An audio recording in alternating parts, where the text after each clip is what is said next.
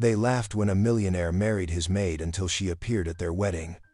What began as a quiet love story turned into the scandal of the year. The wealthy man thought he had finally found peace with the woman who cared for him, but when the church doors burst open, the crowd gasped. A trembling young woman stepped inside, carrying secrets no one saw coming. Suddenly, whispers of love turned into accusations of betrayal. His own children rose against them, threatening to rip their new life apart. But the maid isn't just fighting for her marriage, she's fighting for her dignity, her family, and her future. What truth does the unexpected guest bring? And when love is tested by greed, lies, and betrayal, who will stand and who will fall? Drop a comment below and share which part of the world you're tuning in from today. If you enjoy stories like this, don't forget to subscribe for more. The morning sunlight streamed through the tall windows of the breakfast room, casting a warm glow across the polished mahogany table where Joshua Whitmore sat with his newspaper. His silver hair caught the light as he turned each page with careful attention, occasionally pausing to sip his coffee from a delicate china cup. Eloise Cruz moved quietly around him, her practiced hands collecting the used dishes with barely a whisper of sound. She'd done this countless mornings over the past 7 years, finding comfort in the familiar routine. Today, though, something felt different in the air between them. Joshua lowered his paper slightly, watching as she gathered the remaining toast crumbs with a small silver brush. Her dark hair was neatly tied back, and her uniform was as pristine as always, but it was her gentle presence that caught his attention. The way she hummed softly while she worked, the careful attention she paid to every detail, these small things had become precious to him. "The coffee was perfect this morning, Eloise," he said softly, breaking their comfortable silence. She smiled, her eyes crinkling at the corners. "Thank you, Mr. Whitmore. I'm glad you enjoyed it." The day passed in its usual rhythm, but Joshua found himself distracted, his thoughts repeatedly returning to Eloise's kind face and warm smile. As evening approached, the setting sun painted the sky in shades of pink and gold, casting long shadows across the mansion's grounds. Eloise was arranging fresh flowers in the study when Joshua entered, closing the door behind him. She turned at the sound, her hands still holding a stem of white lilies. "Eloise," he began, his voice gentle but firm. "Would you sit with me for a moment?" Surprise flickered across her face, but she carefully set down the flowers and perched on the edge of the armchair he indicated. Outside the window, 2 maids paused in their work, watching with unconcealed curiosity. Joshua took a deep breath, his hands clasped together. "I've been thinking about this for quite some time now. 7 years you've been in this house, bringing light and warmth to every room you enter. I find myself looking forward to our quiet moments together, even if it's just sharing the morning paper." Eloise's eyes widened, her hands trembling slightly in her lap. "Mr. Whitmore, please, call me Joshua," he said, moving to kneel beside her chair, ignoring the shocked gasps from outside the window. "Eloise, I know this may seem unexpected, but I've fallen in love with you.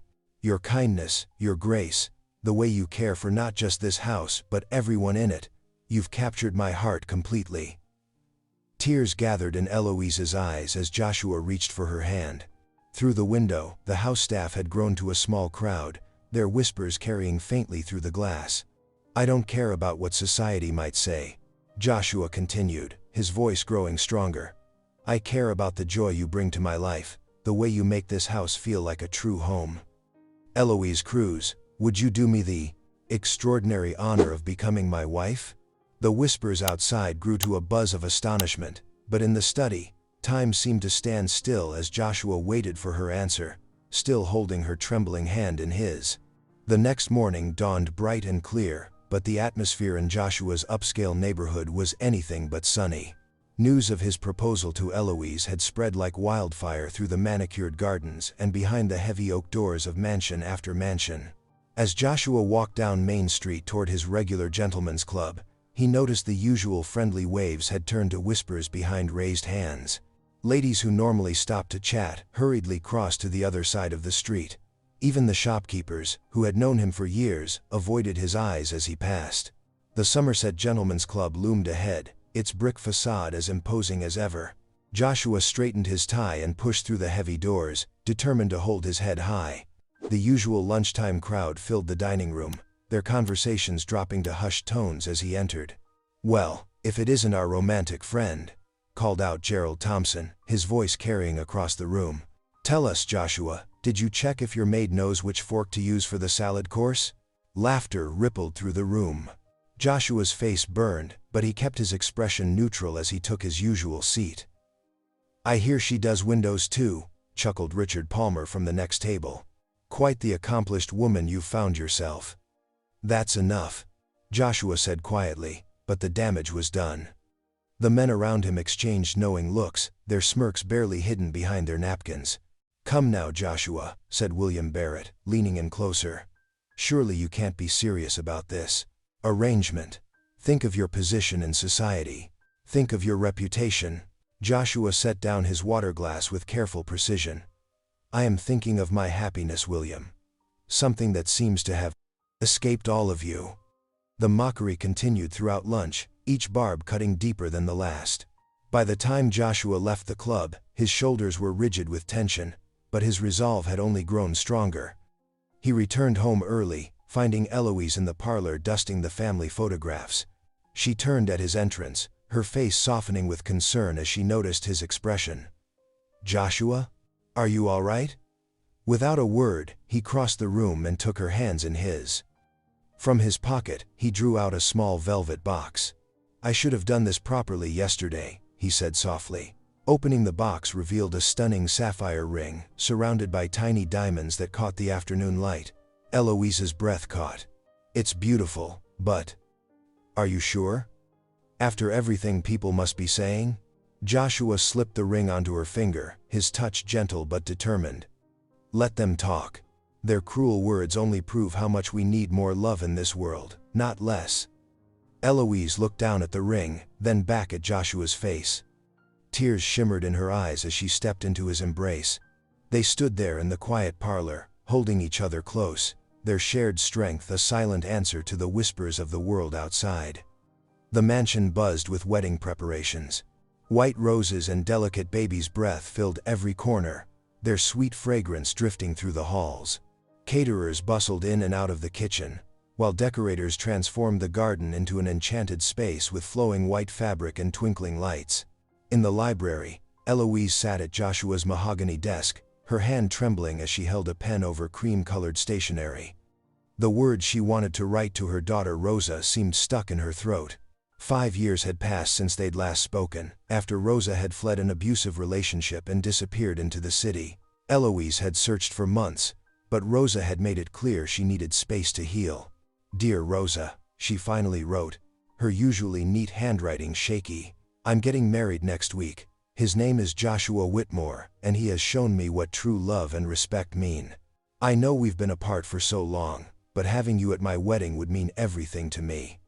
You're my daughter, and no amount of time or distance can change that. Love, Mom."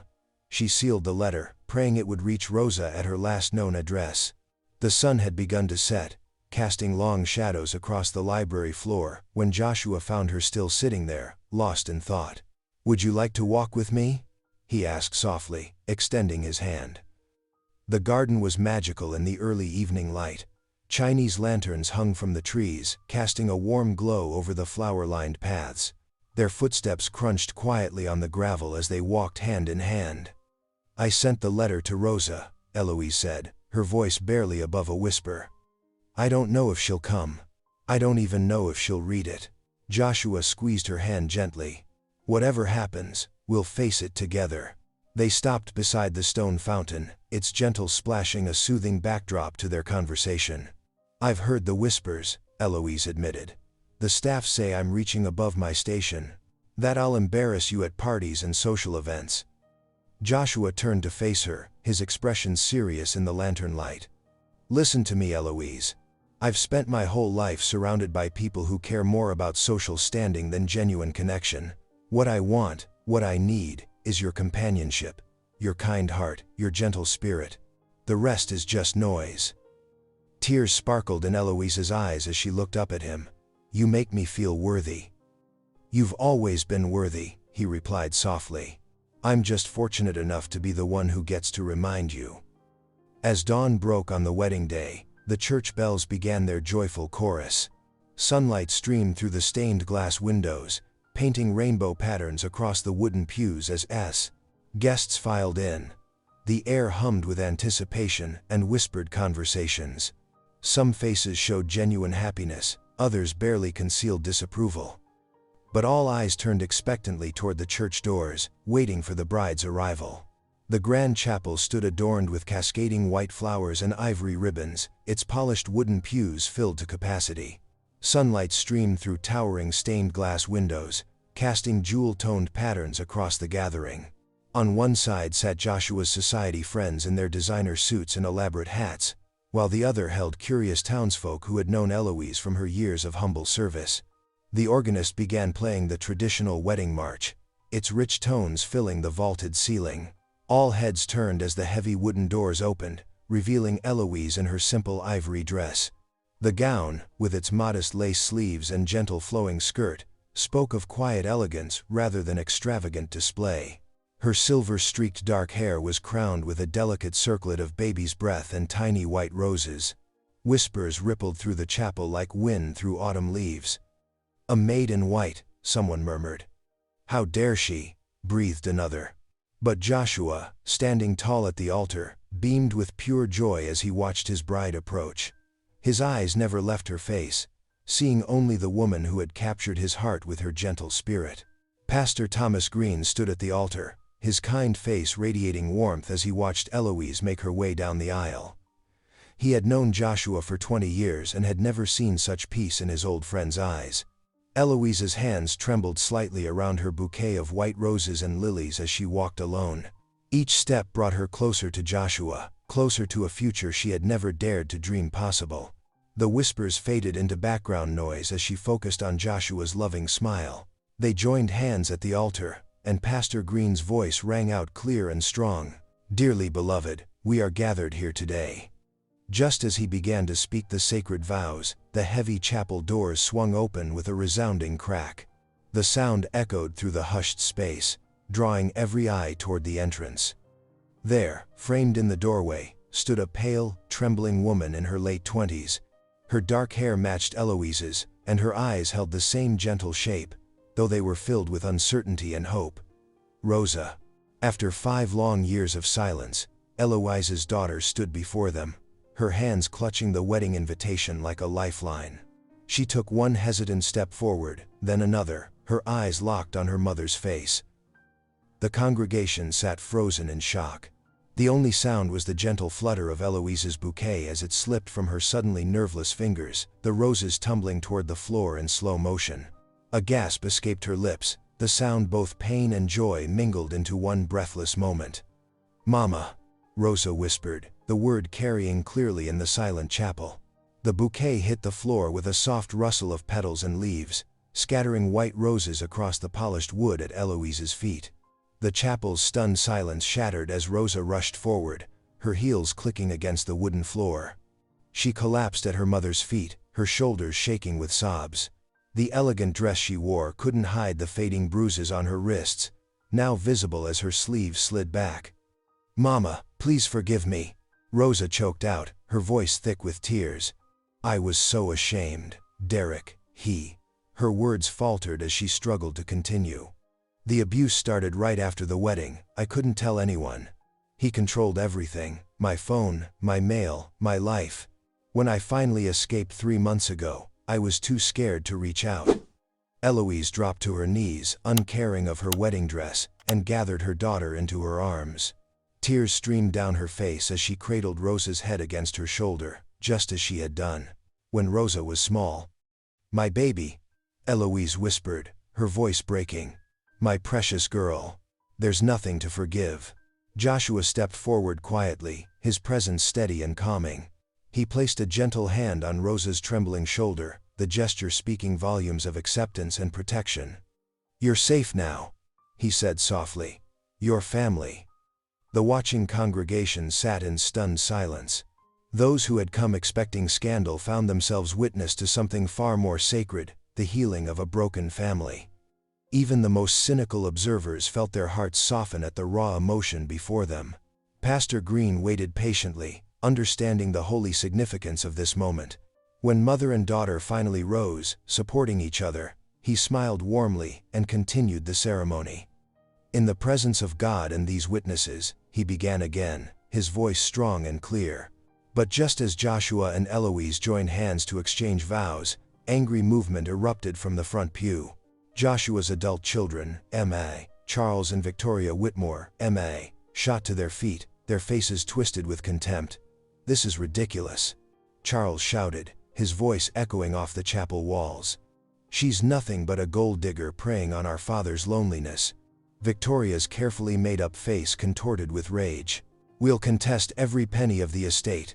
You won't get away with this manipulation." Their words hung heavy in the air, cruel arrows aimed at Eloise's heart. She felt Joshua's hands tighten protectively around hers, but the damage was done. Looking into his dear face, seeing the pain and embarrassment their actions caused him, Eloise felt her hands begin to tremble. The love in Joshua's eyes hadn't wavered, but the cost to his dignity, his relationship with his children, his standing in the community, it all seemed too high a price to ask him to pay. Eloise's heart clenched as she wondered if the only way to protect the man she loved was to walk away from their chance at happiness. The evening shadows lengthened across the Whitmore mansion's manicured lawns as Eloise mechanically folded her uniforms into a worn suitcase. Her small room, which had been her sanctuary for so many years, now felt suffocating with the weight of her decision. Her hands trembled as she placed each carefully pressed garment inside, tears falling silently onto the fabric. "They're right," she whispered to herself, smoothing a wrinkle from a simple cotton dress. "I'm just a maid. I'll only bring him shame." The wedding dress still hung on her closet door, a beautiful reminder of what almost was. She couldn't bear to look at it, knowing how close she'd come to ruining Joshua's life. The cruel words of his children echoed in her mind, cutting deeper with each replay. A gentle knock at the door made her freeze. "Eloise?" Joshua's voice was soft but firm. "Please, let me in." She wiped her eyes quickly but didn't turn around. "Come in," she managed to say. Joshua entered, his formal wedding attire replaced by casual clothes, but his dignity unchanged. His eyes fell on the half-packed suitcase, and pain flickered across his face. "So you're letting them win?" he asked quietly.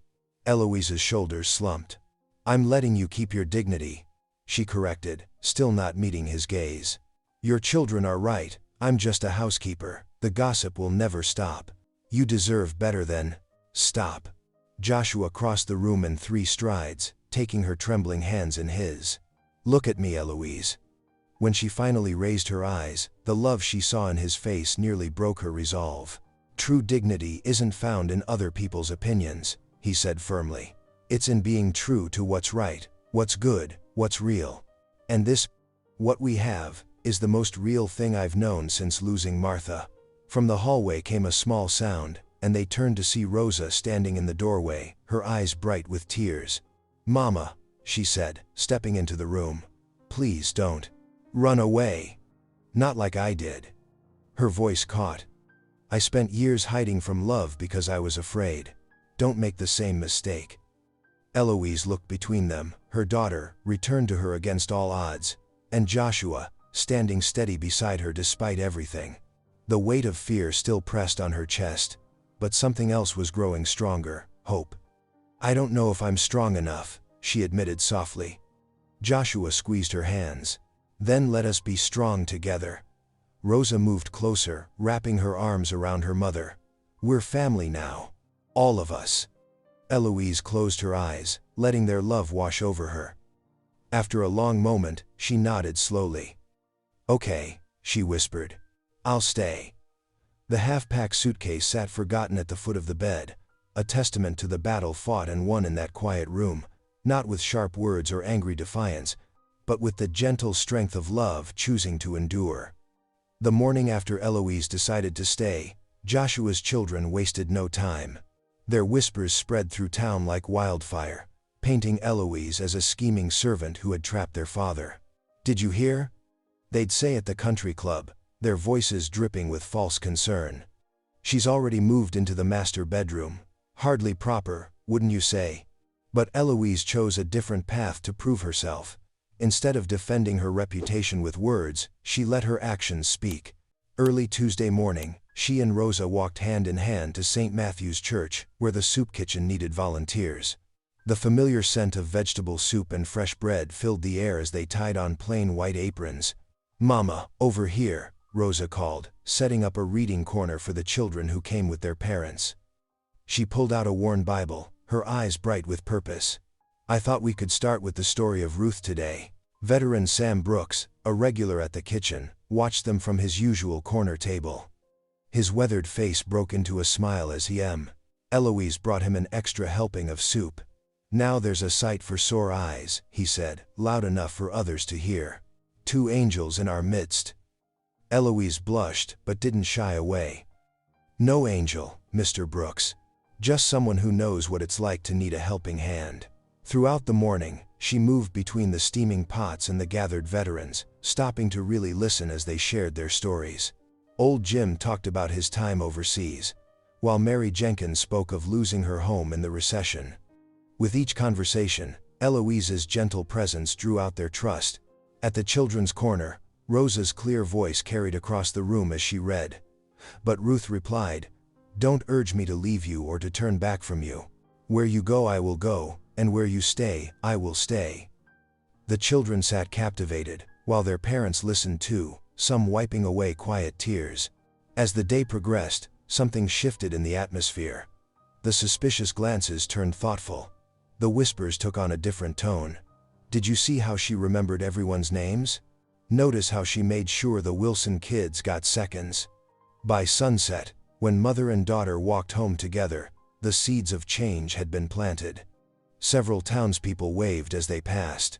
Mrs. Thompson from the bakery even rushed out to press a fresh loaf of bread into Eloise's hands. "You're doing good work," she said simply. "Both of you." That night, in the quiet of her room, Eloise lit a single candle on her bedside table. Its warm glow softened the shadows as she knelt beside her bed. "Lord," she whispered, her voice barely disturbing the silence, "give me strength to face tomorrow. Help me show them what's in my heart."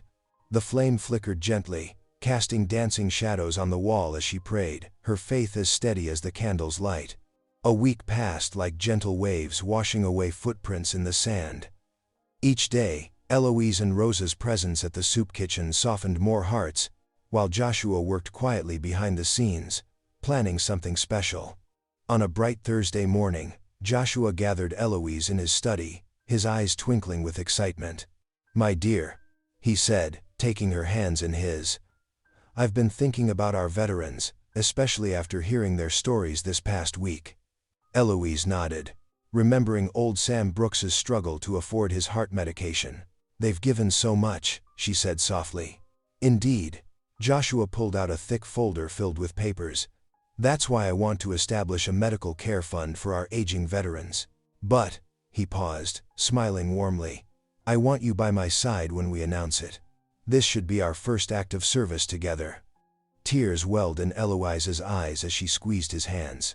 "Joshua, that's wonderful." Later that afternoon, the town hall buzzed with curiosity as people filed in. Whispers rippled through the crowd when Joshua took the podium, Eloise standing proudly beside him. Her simple blue dress and quiet dignity drew every eye. "Friends and neighbors," Joshua began, his voice strong and clear. "Today I'm announcing the creation of the Whitmore Veterans Medical Fund. This initiative will ensure our local veterans receive the care they deserve." He turned to Eloise, his expression tender. "And I'm blessed to share that my wife will help oversee this program, bringing her compassion and wisdom to those who need it most." Sam Brooks, sitting in the front row, was the first to stand and applaud. Others followed, their faces softening as they watched Eloise blush and squeeze Joshua's hand. The whispers now carried a different tone. "Did you hear how he spoke about her? What a wonderful thing they're doing together." That evening, as twilight painted the sky in soft purples, Rosa found her mother in the kitchen. "Mama," she said, practically bouncing with excitement, "I have news. The library offered me a part-time position. Mrs. Henderson says they need someone to run the warding, children's reading program." Eloise pulled her daughter close, inhaling the familiar scent of her hair. "Oh, sweetheart, that's perfect for you. You've always had such a way with children." "It's not much," Rosa admitted, "but it's a start. A chance to build something new." Later, as the stars began to twinkle overhead, Eloise and Joshua sat on the wide porch, sharing cups of chamomile tea. The gentle creak of their rocking chairs matched the rhythm of the cricket's song. Neither felt the need to speak. The peace between them said everything necessary. Eloise watched a shooting star streak across the velvet sky, her heart full. For the first time in years, she felt truly at home, surrounded by love and purpose. Joshua's hand found hers in the darkness, and they sat together, two souls finally finding their harbor in each other's hearts.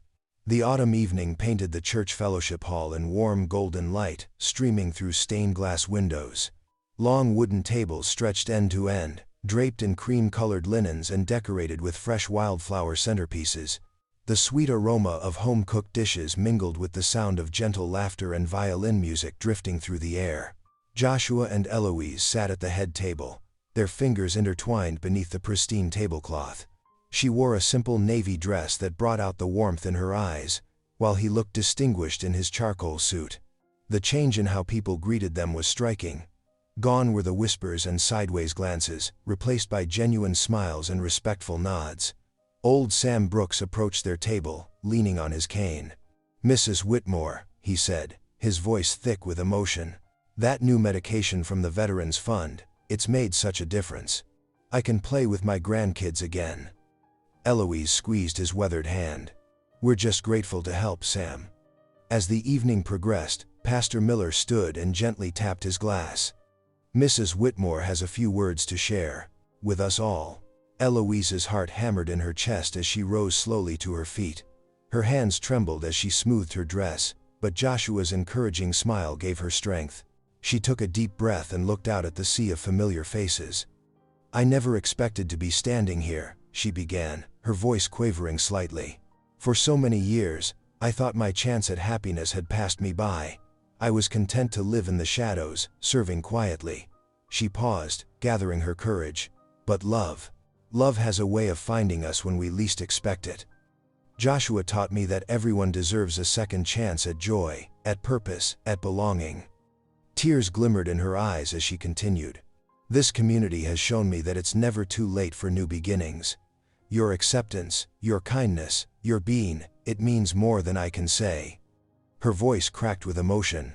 "Thank you for letting me serve alongside you, for embracing not just me, but my daughter Rosa too. We are blessed to call this place home." Throughout the hall, handkerchiefs appeared as people dabbed at their eyes. Mrs. Henderson from the library reached over to squeeze Rosa's shoulder, while Sam Brooks nodded vigorously, tears streaming down his weathered cheeks. Then, something remarkable happened. It started with one person standing, old Mr. Jenkins from the hardware store. Then another rose, and another, until the entire hall was on their feet, applauding not just the couple's generosity, but the love that had transformed their community. Overwhelmed by the outpouring of acceptance, Eloise sank back into her chair. Her fingers found Joshua's, gripping them tightly as joy bubbled up inside her chest. Through tears, she saw her new reality clearly. She wasn't just Joshua's wife or Rosa's mother anymore. She had become part of something bigger, something beautiful, something true. The joy of the evening's celebration still lingered in the air as Joshua, Eloise, and Rosa returned to the mansion. Their footsteps echoed through the grand foyer, accompanied by soft laughter as they recalled touching moments from the banquet. Joshua loosened his tie, his face glowing with contentment. "What an extraordinary night," he said, pausing in the hallway to catch his breath. "Your speech, my dear, was—" His words cut off abruptly as he clutched at his chest, face contorting in pain. The color drained from his features as he staggered, reaching out blindly. "Joshua!" Eloise rushed forward just as his knees buckled. He collapsed heavily against her, nearly taking them both down to the polished hardwood floor. Rosa sprinted to help lower him gently. "Call 911. Eloise's voice cracked with panic as she cradled Joshua's head in her lap. Rosa fumbled with her phone, hands shaking as she dialed. Joshua's breathing came in shallow gasps, his skin clammy and pale in the dim hallway light. Stay with me, my love, Eloise whispered, stroking his face. Please stay with me. The next hours passed in a blur of sirens, rushing paramedics, and sterile hospital corridors.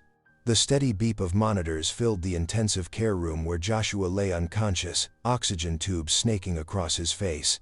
Eloise hadn't left his side, her hand clasped around his limp fingers, whispering prayers into the artificial quiet. The sharp click of heels against linoleum announced the arrival of Joshua's children. His daughter Margaret burst into the room first, her brother Thomas close behind, their faces twisted with barely contained fury.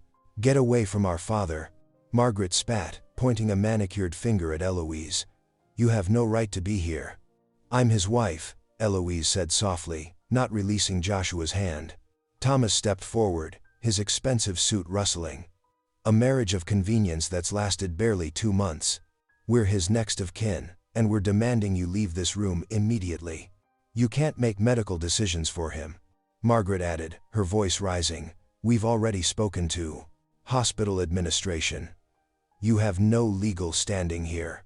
Rosa moved protectively closer to her mother, but Eloise could feel the truth of their words settling like lead in her stomach.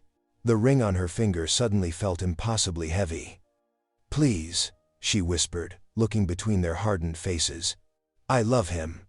Security will escort you out if necessary," Thomas threatened, reaching for the call button. With trembling legs, Eloise stood. She bent to press a gentle kiss to Joshua's forehead, her tears falling silently onto his still face. Rosa wrapped an arm around her mother's shoulders as they walked toward the door. In the stark hospital hallway, Eloise leaned against the cold wall, her heart torn between 2 impossible fears: losing the man she loved and being forcibly separated from him when he needed her most. The rhythmic beeping of Joshua's monitors echoed faintly through the closed door, each sound a reminder of how quickly happiness could shatter. Dawn crept through the hospital windows, casting long shadows across the sterile corridor where Eloise had spent the night in an uncomfortable plastic chair. Her eyes were red-rimmed from crying, but determination kept her spine straight as she approached the nurse's station. Nurse Abigail Parker looked up from her charts, her experienced eyes taking in Eloise's exhausted state. "Mrs. Whitmore," she said softly, using the title deliberately. "How are you holding up?" "Please," Eloise whispered, her voice rough from the sleepless night. "Just a few minutes with him. That's all I'm asking." Nurse Parker glanced at her watch, then down the hallway where Joshua's children had finally left for their hotel rooms an hour ago. "5 minutes," she said firmly. "I'll stand watch." Inside Joshua's room, the morning light filtered through thin curtains, softening the harsh medical equipment surrounding his bed. Eloise settled into the chair beside him, taking his hand in both of hers. His skin felt cool against her warm palms. "Do you remember?" she began softly. "That first morning you asked me to join you for breakfast? I was so nervous, I nearly spilled your coffee." She stroked his fingers gently. "You just smiled and told me that perfect service wasn't as important as good company." Tears rolled down her cheeks as she continued. "Or the evening in the garden when you proposed. The moonlight made everything silver, and you said you'd never seen anything more beautiful than my smile." Her voice cracked. "Please come back to me, my love. Please fight." Across town, Rosa had been busy since sunrise. She walked the familiar streets of their small community, knocking on doors and sharing their story. The veterans from the soup kitchen were the first to respond, remembering Eloise's gentle care and Joshua's generosity. "That woman's got a heart of pure gold," declared old Mr. Jenkins, picking up his pen to write a letter of support. "Anyone with eyes can see their love is real." The library staff, where Rosa had found work, joined in next. Soon, the town hall's secretary was overwhelmed with letters and petitions affirming Eloise's position as Joshua's wife. Stories circulated of countless small kindnesses: Eloise reading to elderly patients, Joshua and Eloise together funding medical care, their genuine partnership touching lives throughout the community. Back in the hospital room, Eloise was still speaking softly to Joshua, recounting their first dance at their wedding. "You held me so carefully, like I was made of glass. I felt like a princess, but more than that, I felt cherished." She pressed his hand to her wet cheek. We've faced so much together already. Don't let go now, my love. Don't." Her words caught in her throat as she felt it, the slightest pressure against her palm. Joshua's fingers twitched, just barely, but unmistakably. His hand moved in hers, weak but deliberate. "Joshua?" she breathed, hardly daring to hope. The afternoon sun cast long shadows through the hospital room when Joshua's eyelids first fluttered. Eloise, who hadn't left her chair except when forced to, immediately leaned forward, her heart pounding. She watched as his eyes slowly opened, adjusting to the light. "Eloise," he whispered, his voice raspy from disuse. His hand reached out, searching for hers. Before she could respond, the door burst open as Joshua's son Marcus strode in, followed by his sister Catherine. "Father, you're awake," Marcus exclaimed, deliberately positioning himself between Joshua and Eloise. Joshua's eyes narrowed slightly. Though weak, his voice carried the familiar tone of quiet authority. "Where is my wife? I want to see Eloise." "Father, you need rest," Catherine insisted, shooting a cold glance at Eloise. "We can discuss everything later." "No." Joshua's voice was soft but firm. "I want to see my wife. Now." Marcus opened his mouth to protest, but Joshua raised his hand slightly, silencing him. "Eloise," he called again, and this time she stepped forward, slipping past his children to take his outstretched hand. Tears sparkled in her eyes as Joshua pulled her closer. "My love," he murmured, touching her cheek gently. "I heard you. Every word you said while I was sleeping, your voice brought me back." The moment was interrupted by the arrival of Mr. Thompson, Joshua's longtime lawyer, who had been summoned earlier when Joshua first showed signs of waking. The elderly attorney carried his worn leather briefcase, his face serious but kind. "Joshua," Mr. Thompson said warmly, "I'm glad to see you alert. You wanted to see me?" "Yes," Joshua replied, his grip on Eloise's hand tightening slightly. "I need you to draw up papers immediately. I want Eloise to have full legal authority over my healthcare decisions and estate matters." "Father, you can't be serious," Catherine exploded. "You're not thinking clearly." Joshua turned to his children, his face lined with both exhaustion and determination. "I have never thought more clearly. Eloise is my wife, my partner, and my chosen family. She has earned not just my love, but the respect of our entire community. I trust her completely with my life and my legacy."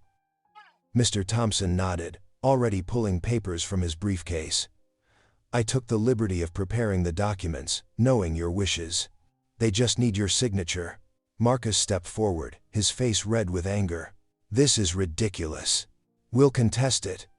"You can try," Joshua said calmly, taking the pen Mr. Thompson offered.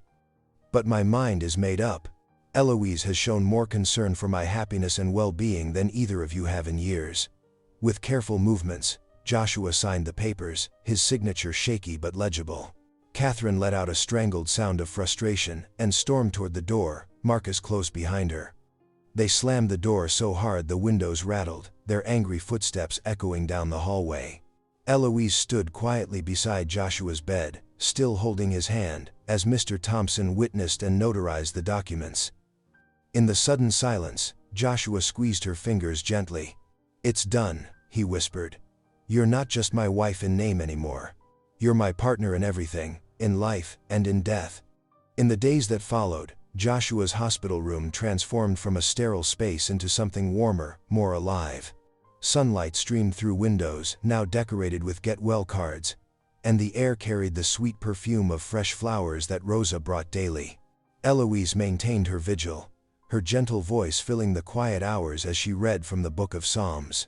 "The Lord is my shepherd," she would read, her hand resting softly on Joshua's arm. "I shall not want." Each morning brought new visitors. The veterans Joshua had helped came in their wheelchairs, sharing stories and gratitude. Church ladies arrived with homemade casseroles and words of encouragement. Even the town librarian stopped by to tell Rosa how well she was doing in her new position. "You've changed this town," one elderly veteran told them, his eyes misty. "Both of you have." The whispers in the hallways were different now. Gone were the cruel laughs and judgmental stares. Instead, nurses spoke in hushed, admiring tones about the devoted wife who never left her husband's side, and the daughter who brought such joy to their patients. On the fourth afternoon, as golden light painted the walls, Joshua reached for Eloise's hand. His voice was stronger now, though still tender. "My dear," he said, "when I'm well enough to stand properly, would you do me the honor of renewing our vows?"